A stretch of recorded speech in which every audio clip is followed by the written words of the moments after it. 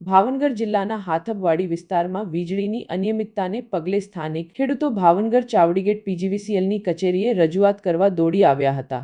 ઘોઘા સબ ડિવિઝનમાં હાથબ એજીની વાડી વિસ્તારમાં પ્રી મોન્સૂનની કામગીરી થઈ નહીં હોય ત્યારે હવે પ્રી મોન્સૂનની કામગીરી કરવામાં આવે જેથી કરીને ખેડૂતોને હાલમાં વીજ પુરવઠો અનિયમિત રીતે મળતો હોય જે સમયસર મળી રહે તેવી માંગ સાથે લેખિત રજૂઆત કરી હતી।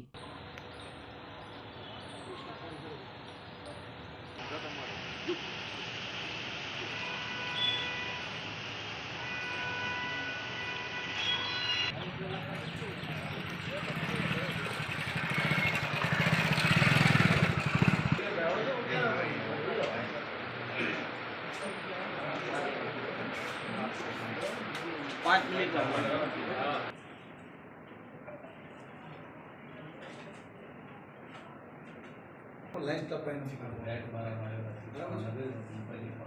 आज कई तारीख थी है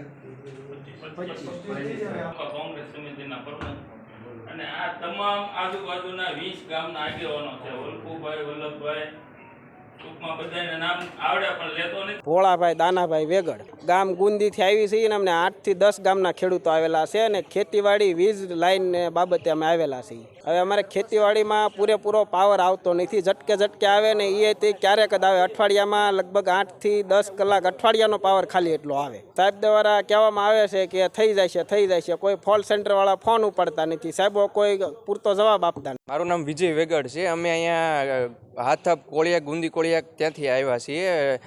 વાડી વિસ્તારની જે લાઇટ છે એમાં સતત અનિયમિતતા આવે। માની લ્યો સરકારને ટોટલ 24 કલાક વીજળી આપવાની હોય, એમાંથી 8 કલાક 3 ફેઝ અને 16 કલાક સિંગલ ફેઝ આપવાની હોય, એમાંથી 8 કલાકમાંથી 2 કલાક એ 3 ફેઝ લાઇટ પૂરી નથી પાડતા।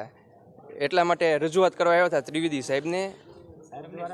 સાહેબ દ્વારા કહેવામાં આવ્યું છે કે એ લોકો ઘોઘા સબ ડિવિઝન છે ત્યાંથી જે અધિકારીઓ તાવિયાડ સાહેબ છે એ લોકોને અત્યારે બોલાવશે 4 વાગે અને આગળનો જે સ્ટેપ બાય સ્ટેપ પગલાં લેશે એ રીતના। અશોકભાઈ પ્રાગજીભાઈ ગોહિલ, ભાવનગર તાલુકા કોંગ્રેસ પ્રમુખ। અમે હાથબ ગામથી આજુબાજુના 8-10 ગામના ખેડૂત આગેવાનો, સરપંચો તમામ અહીંયા ત્રિવેદી સાહેબને ઝોનલ અધિકારીને અમારા જે ગામડાનો મુખ્ય પ્રશ્ન છે કે ઘોઘા 66 કેવીમાંથી જે પાવર ખેતીવાડીમાં આવે છે તે બિલકુલ મળતો નથી, તેના માટે સાહેબને અલ્ટિમેટમ દેવા આવ્યા છીએ।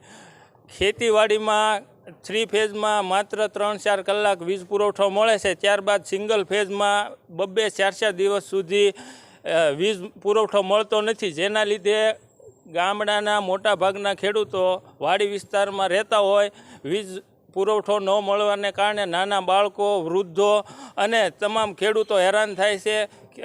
વાડી વિસ્તારમાં જંગલ વિસ્તાર જેવો બગીચાને બધું હોય, જેના લીધે વન્ય પ્રાણીઓની બીક રહે છે અને અભ્યાસ કરતા વિદ્યાર્થીઓને ખૂબ મુશ્કેલી પડે છે।